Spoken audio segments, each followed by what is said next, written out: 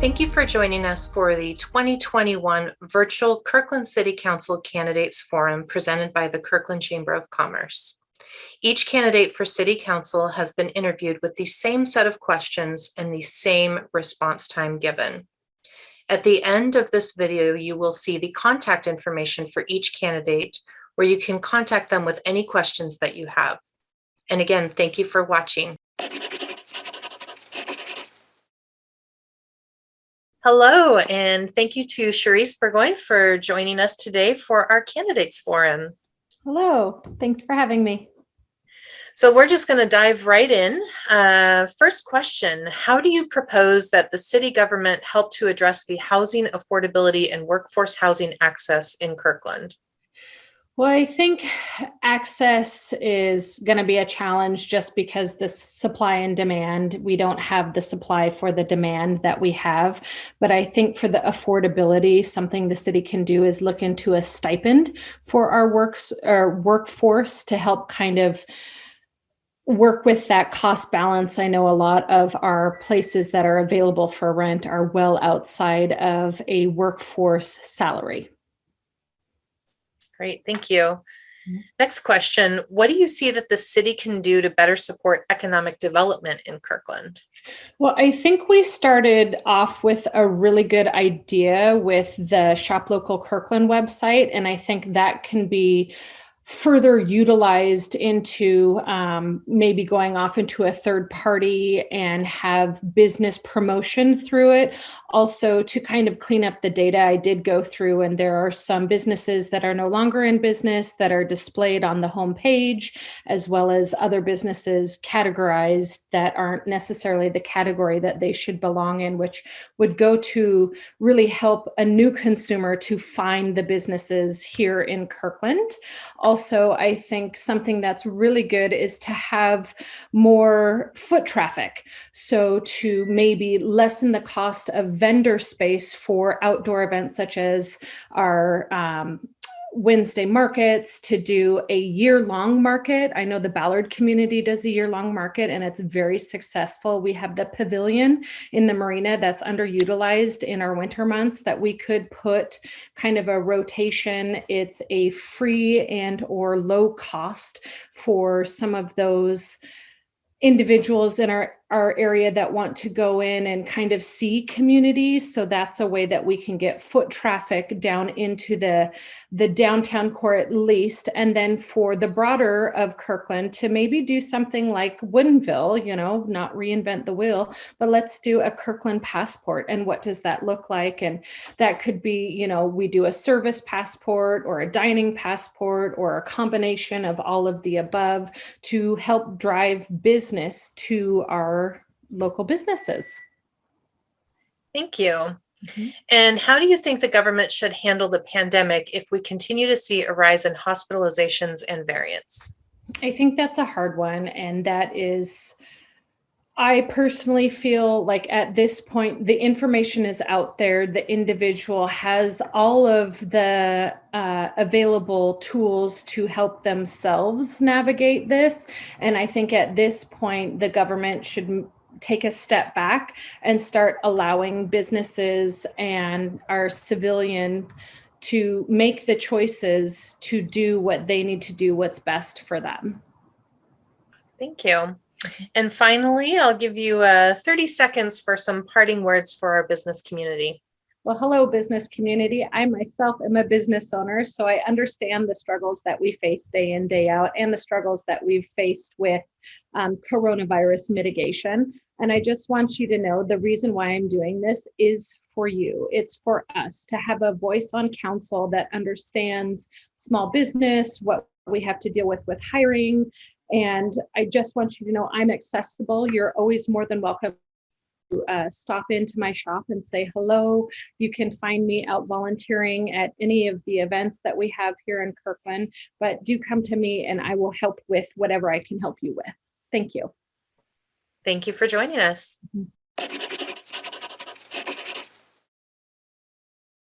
Welcome to the Candidate Forum, and today we have Neal Black. Thank you, Neal, for joining us. Thanks, Samantha, for having me. And we are going to just dive right in. So first question for you as a candidate, how do you propose the city government help to address the housing affordability and workforce housing access in Kirkland? All right, thanks, Samantha. So first, our community agrees that affordable housing is important, including in support of small businesses and their workforces. The economics that work in Kirkland don't make it easy, and it's private owners who generally decide what gets built. But Kirkland has developed a multi-pronged strategy that I'm proud of. We're founding members of ARCH, which works to increase the supply of housing for low and moderate income households. We require multifamily and mixed-use developments to include at least 10% affordable units. We've adopted tax exemptions for multifamily developments that comprise 10 to 20% affordable units. We recently made cottage developments, triplexes, and duplexes legal throughout the city and have taken steps to encourage accessory dwelling units. And most recently, we've invited nonprofit public development association, Community Roots, to Kirkland to help create affordable apartments. And we're using transit-oriented development in around park and rides in the new 85th Street station area to find other means to encourage the greater mix of affordable housing that allow Kirkland's low and moderate income workers to live near the small businesses where many of them work and make recruiting and retaining workers easier for our business owners. Great, thank you. Second question, what do you see that the city can do to better support economic development in Kirkland? Yeah, so our community also agrees that economic vitality is important. 1 minute here is not much time, but a good place to start is relief for those hit hardest by COVID. So continue to fund and support the relief programs and initiatives that help provide relief to our businesses. The digital storefront Kirkland created for its small businesses, shoplocalkirkland.com, Kirkland's own online rental resource center to assist businesses to navigate available rent relief programs, deferring utility payments, waiving late fees, and holding utility rates steady, and several others. And there are other things unrelated to COVID. Continue to invest in the arts and cultural events that make Kirkland downtown a destination. Continue investing in Kirkland's new community safety and co-response programs, which are going to help ensure that those experiencing crises related to behavioral health, substance use, and homelessness in our community get help. And continue to encourage development of affordable housing in and around pedestrian-friendly business districts. And of course, continue to support the chamber. Thank you. And finally, how do you think the government should handle the pandemic if we continue to see a rise in hospitalizations and variants? Our community is concerned about that. Certainly, Samantha, thanks for asking this question. Local governments need to continue encouraging residents to stay healthy and be vaccinated, encouraging masking when indoors or when congregating outdoors, and encouraging widespread testing and contact tracing. I believe, based on the ready availability of vaccinations for adults, conversations I've had with local epidemiologists, and communications received from local public health officials, that we can keep businesses, schools, and public spaces open for the remainder of the pandemic. But of course, that requires us all to take personal and collective responsibility for everyone's general welfare. And local elected officials can assist in that effort by reminding residents why simple steps taken each day are so important to those hit hardest when transmission rates rise. That includes school kids, healthcare workers, small business owners, and their employees. Luckily, Americans acting in union for the promotion of the general welfare is embedded in the preamble to our Constitution. It's a core American value, and I think more and more people have had a chance now to sort of rededicate themselves to that purpose. Thank you, Neal. And lastly, I'll give you 30 seconds of parting words for our business community. Yeah, I just wanted to thank everyone who's made a commitment to our Kirkland community by opening and maintaining a business in Kirkland. It means a lot to long-term residents like me, as well as my fellow city leaders, that you're making that commitment every day. And we know that when you thrive, we all thrive. So thank you. All right. Thank you so much, Neal. We appreciate your time today. Thank you to Matthew Goelzer for joining us today, running for City Council. And welcome. How are you doing today? Doing great. Appreciate the opportunity to speak with you today. All right. Thanks for joining us. So we're going to dive right in.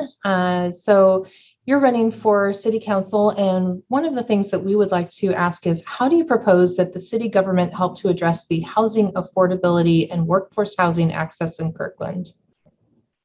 Yeah, that's a great question. It's one of the core issues of my campaign. My position is detailed on my website. A strong business community relies on a diverse workforce that can afford to live and shop where they work. As an employer, I'm experiencing direct impact on my ability to hire and retain staff. Our teachers and firefighters can no longer afford to live in the community they serve. It is imperative that the city create a strategic and comprehensive plan for growth. As your council member, I'm committed to doing this and have the experience and leadership to make it happen. I will advocate for diversity in housing options and for smart revisions to our zoning codes that are proven to maintain neighborhood character while increasing diversity and allowing for growth. Importantly, we must change our approach to require first-time and family-sized housing to be built as part of every development. This has proven to be the best way to build diversity in housing stock in truly diverse neighborhoods. I look forward to working with the community to make housing attainable for our workforce. Thank you very much. Next question. What do you see that the city can do to better support economic development in Kirkland? The City of Kirkland is pro-development without a clear strategic plan on how to integrate and lift up our existing business community. The boom in demand is driving up costs for businesses on both the lease and labor side of the cost equation. Kirkland owes our business community the same level of attention that it provides to new development, with programs in place to support and retain a strong local business base. New growth should be approached strategically with a mindset of how it will enhance and support our business community and service offerings. Our planning policies should focus on placemaking with a focus on creating a feeling of destination for each neighborhood and community, with the end goal to enhance the entire business community, not solely focus on the benefits of a specific development or project. The city should enact policies to support business-facing displacement. This can be done through protecting and encouraging developments that support underlying zoning and by requiring a relocation plan to be in place for any displaced business as part of development approval process. As your council member, I will partner with the chamber and be an avid supporter of our Kirkland business community. Thank you. And how do you think the government should handle the pandemic if we continue to see a rise in hospitalizations and variants? It's a great question and a challenge I think we all were hoping would be gone at this point. The Kirkland business community has actually done an amazing job managing the uncertainty and disruption created by COVID. Our local business community has stepped up to support masking, air exchanges, and distancing. We have seen a lot of great creativity around how to continue business under new rules. The government owes our small businesses clear direction, support, and messaging, and financial support in the form of tax and mortgage relief, and a clear message to the public that our Kirkland businesses are open.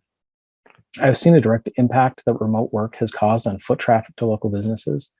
We have COVID relief funds that should be applied quickly and directly to encourage a safe return to work, support struggling businesses, and to generate grants and microloans to help impacted businesses reopen the doors. Kirkland should expand its approach to identify all partnering agencies that can support in helping our neighbors to safely return to patronizing our local businesses. There's a hunger for this in the community, and we can make it happen under the right leadership. Thank you. And finally, just some parting words for the business community. Now, we live in a very unprecedented time of amazing growth and development in our community. With that, we see challenges. And as a business owner, my eyes are wide open to those. I'm seeing that our working class is moving out of the city with no ability to live in the community where they work. I'm seeing businesses struggle to find staff and struggling with the cost basis of their lease space. In many cases, the space businesses need to operate are being torn down, leaving the marketplace, not to return.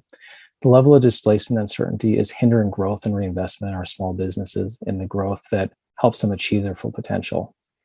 As your council member, I commit to working with you to solve these issues and to make sure that Kirkland is a vibrant, welcoming community for all businesses moving forward.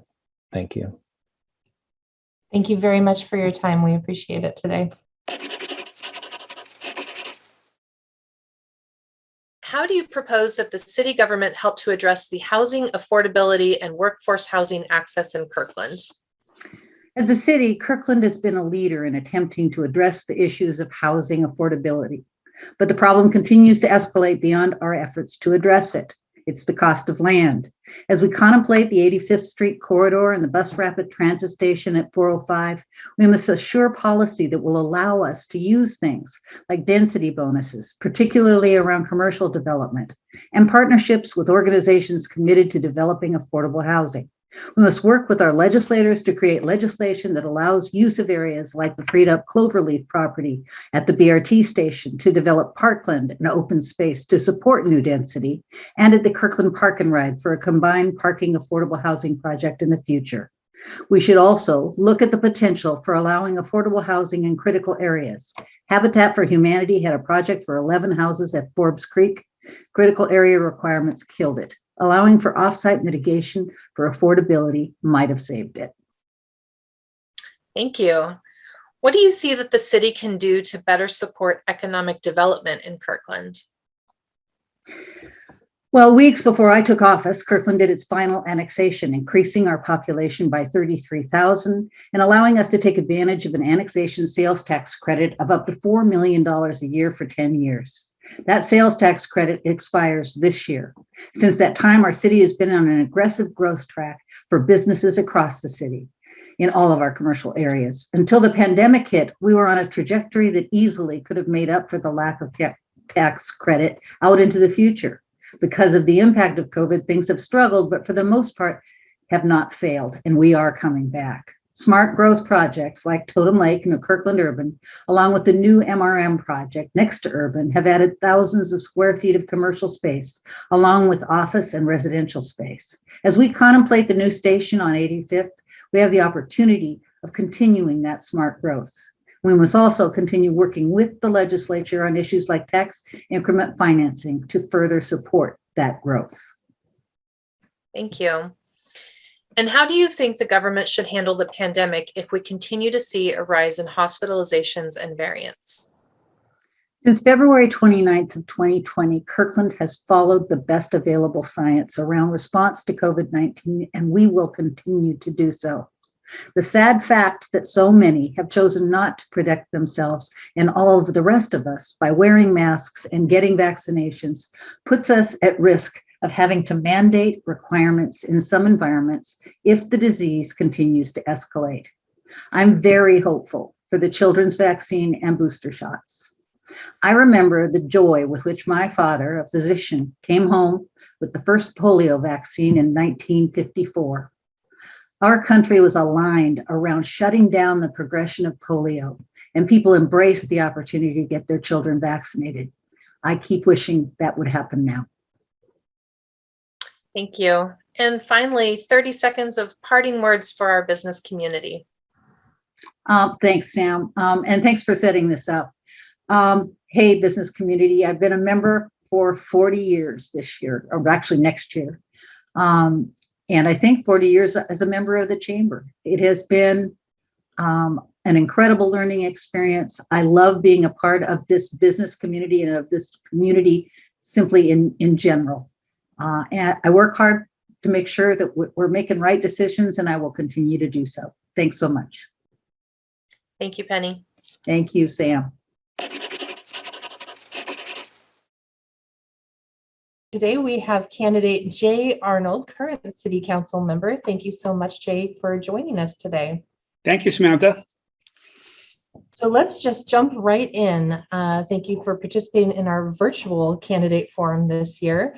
First question right off the bat is, how do you propose that city government help to address the housing affordability, workforce housing access in Kirkland?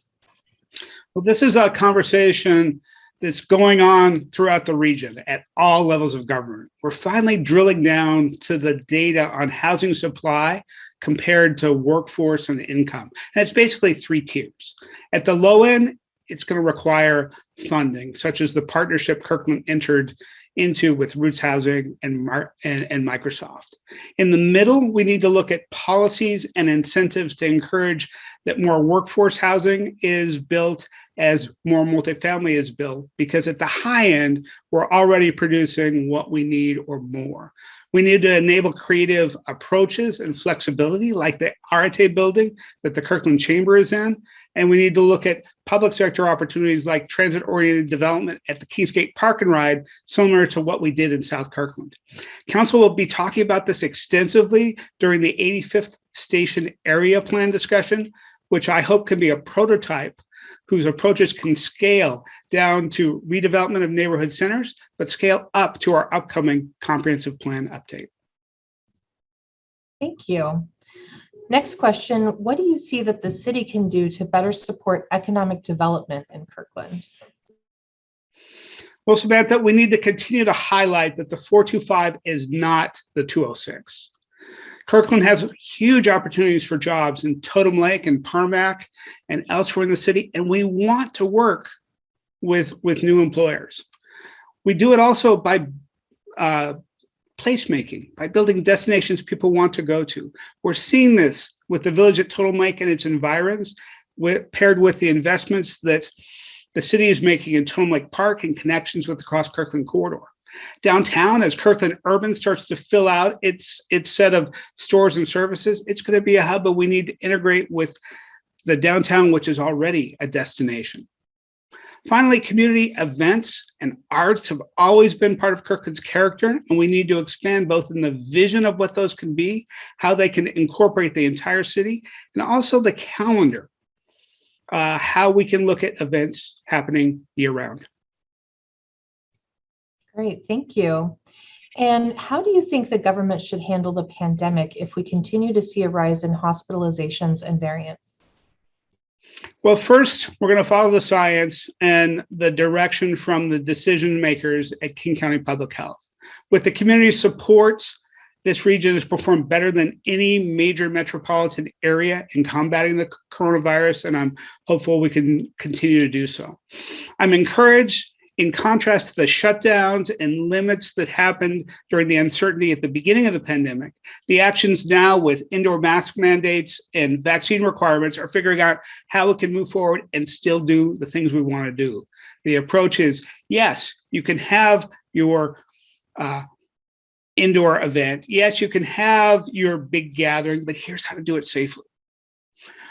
Locally, we'll continue to support businesses through things like Shop Local Kirkland and Restart Up 425, especially in supporting their online presence. Our businesses, especially retail and restaurants, have to have an online component, both because of the ongoing pandemic and the future beyond. Thank you. And finally, do you have any parting words for the business community that you'd like to share with us? Yes, thank you. I'm Jay Arnold. I'm running for re-election to Kirkland City Council position number 1. From the point that I ran for office, I've been passionate about a sustainable Kirkland into the future. How we go plan, how we go invest in parks and transportation, and how we continue to support our quality of life as we grow. We have done some amazing work in Kirkland in how we've made Totem Lake happen, how we have made downtown happen, how we continue to invest for the future, but there's much more work to do. We're continuing to look at things like equity and sustainability, and we have many key issues ahead. And so I ask for your vote in continuing this important work. Thank you so much for joining us today, Jay, and we will have contact information at the end of this video if you have any questions for Jay Arnold. Thank you for joining us for our Kirkland City Council Candidates Forum. We have with us Jon Pascal. Thank you for joining us. Hey, it's great to be here, Samantha. Thank you for inviting me. Thanks. So we're going to dive right in. How do you propose that the city government help to address the housing affordability and workforce housing access in Kirkland?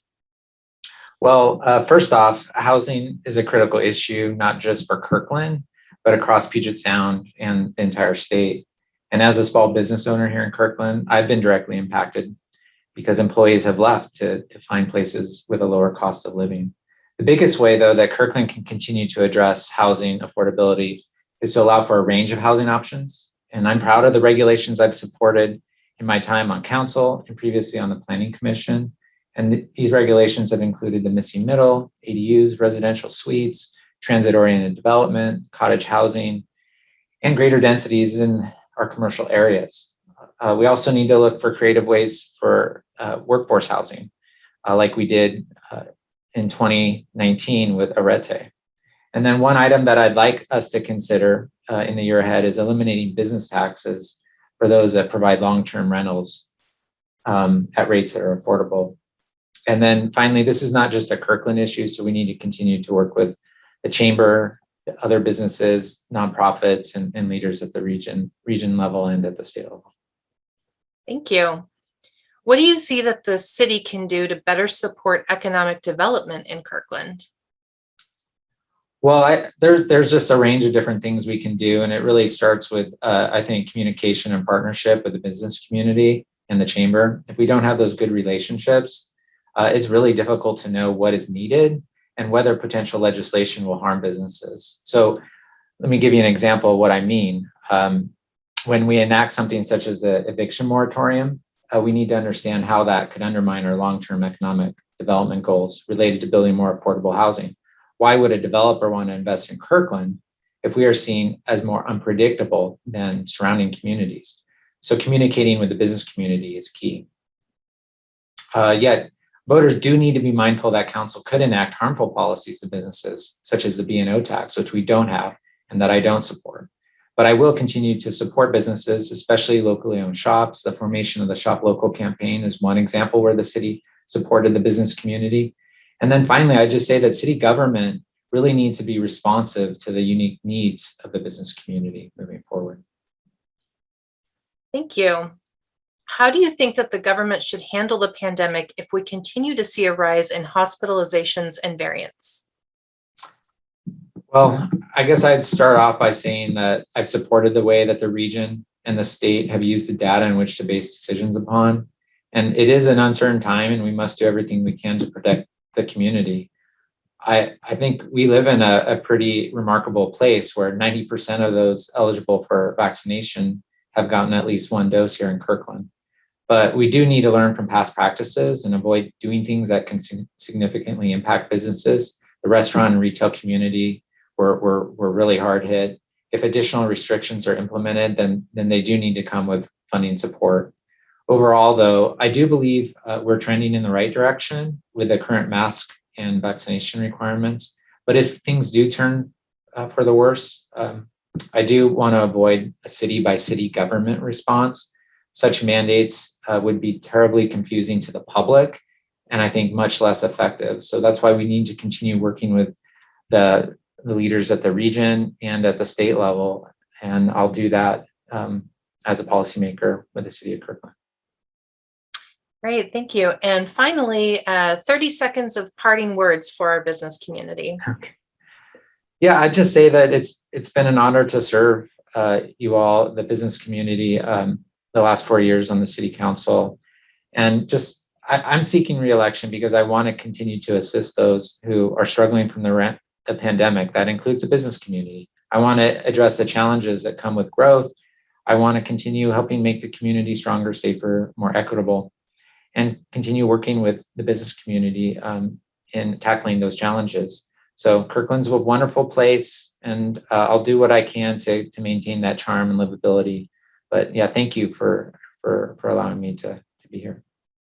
Thanks, Jon. Thank you.